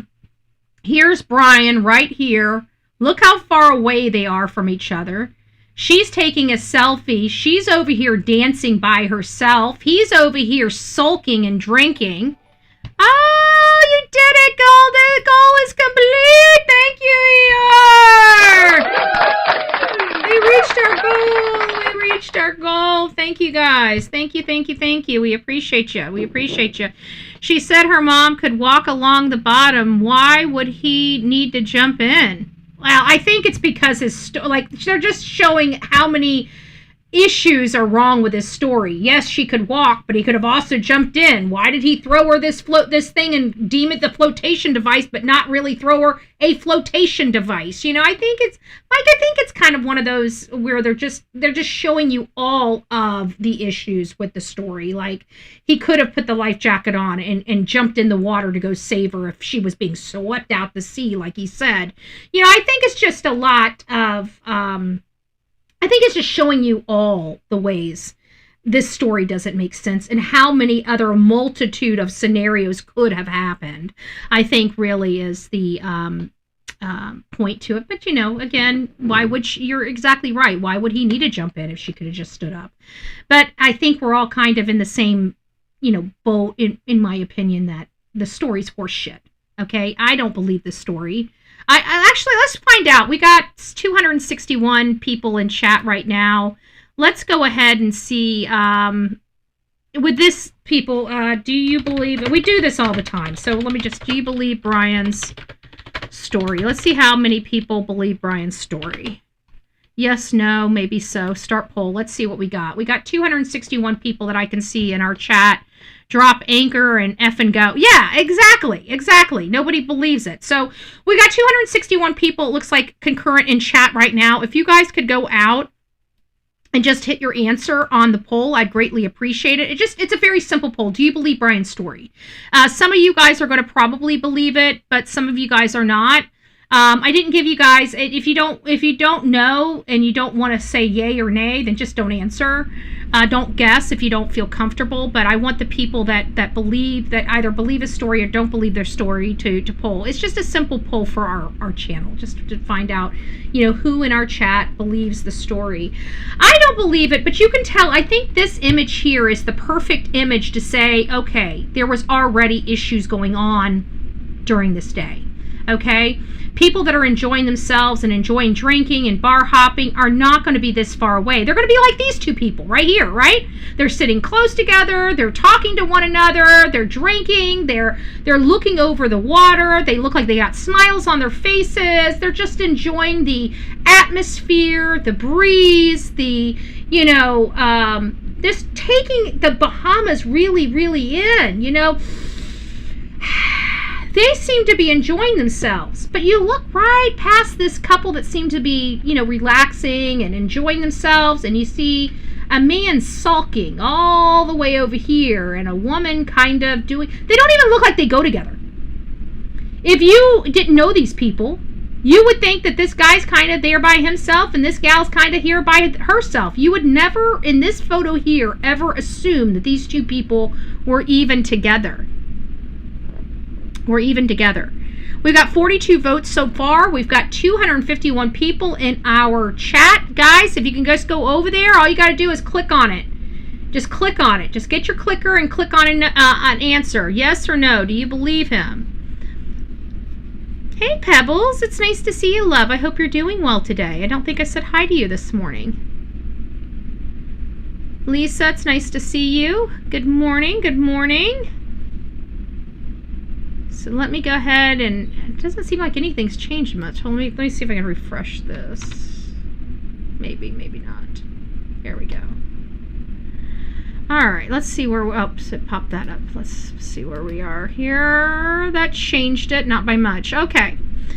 So far we have about 44 votes on here, and out of the 44 votes, 98% of them do not believe in Brian Hooker's story. They do not believe in Brian Hooker's story. So I'm going to go ahead and clear that out. Hey, Eric, it's nice to see you. I hope you're doing well. So that's kind of where we are with this. What was going on that day with Brian and Lynette? Well, based upon this photo here, it didn't appear they were getting along. And even the other photo where we learned that, and mind you, she's got her Fitbit or her Apple Watch, her powder pink Apple Watch in this photo. It was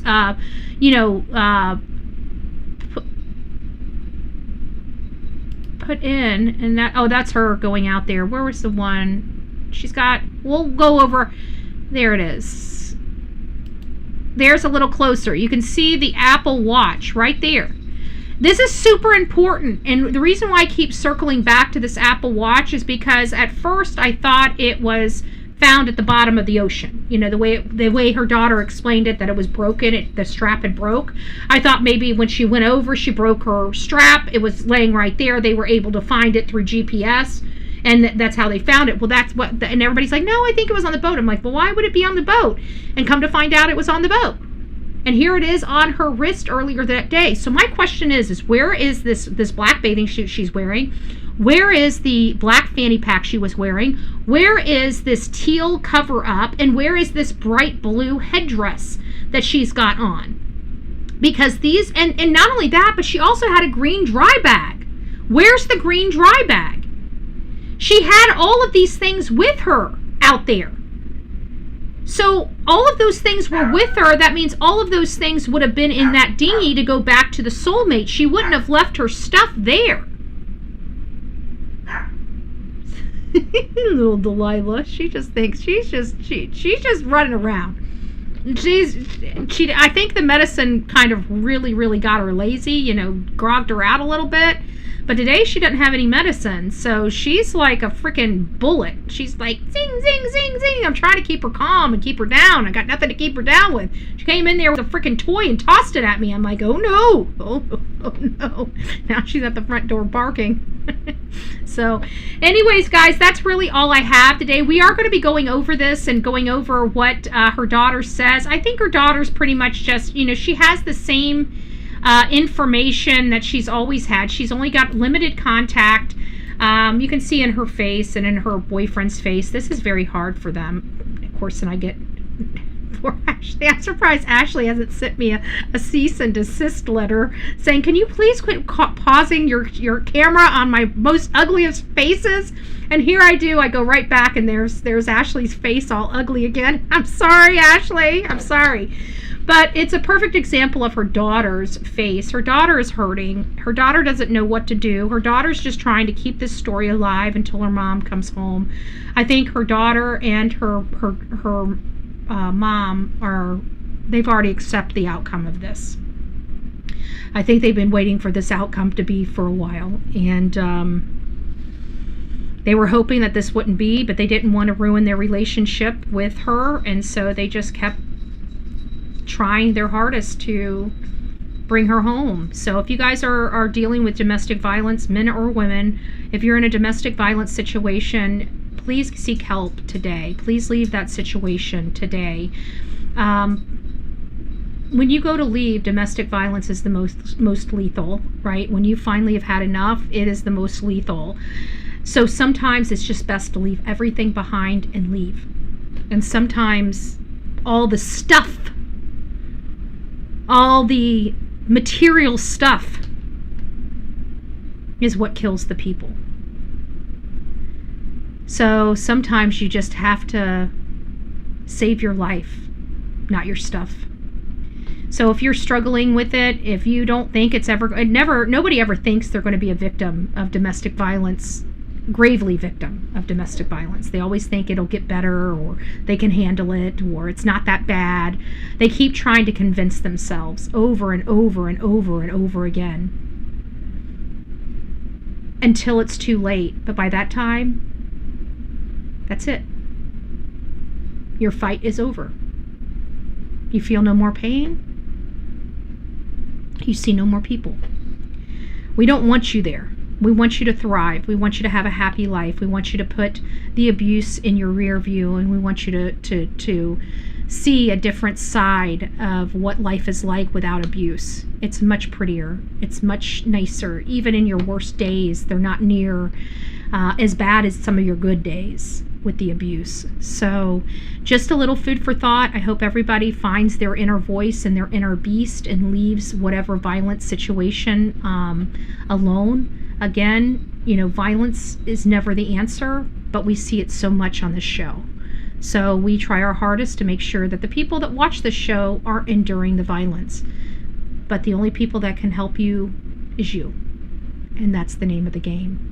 I can't fix things for you. There's not one person in my audience that can fix things for you. The only people that can fix this problem is you. So we hope we give you the encouragement and the information that you need to make good decisions for yourself. And if you can't, call this 800 number.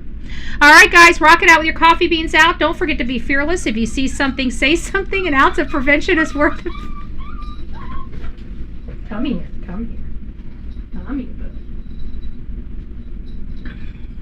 Okay. As you guys can see, we got a lovely girl here. Yes, I know. That now you guys see why it's so hard for me to cut. She's hurting a lot. So I've got I gotta take care of her. So hopefully we'll be live tonight. But if we're not live tonight, let me put you down. Go find yourself. Quit whimpering. There's nothing I can do for you today. You just gotta quit running around. There's nothing I can do for you today. You're on your own. There's no more meds. You're on your own, babe. You're on your own. All right, guys, rock it out with your coffee beans out. Don't forget to be fearless. If you see something, say something. An ounce of prevention is worth a pound of cure. And until next time, please be safe, but more importantly, kind to one another. I'm going to go take her for a walk, and maybe she needs to go potty or something, but I think I'm going to put her down, and she won't stay down unless I'm down with her. So that's why I couldn't go live last night. So I want to go live tonight, and I want to turn our phones and our system on so you guys can come up. But if she's in pain, I can't really do it. I can't have her crying like this through the show. It's too much for me.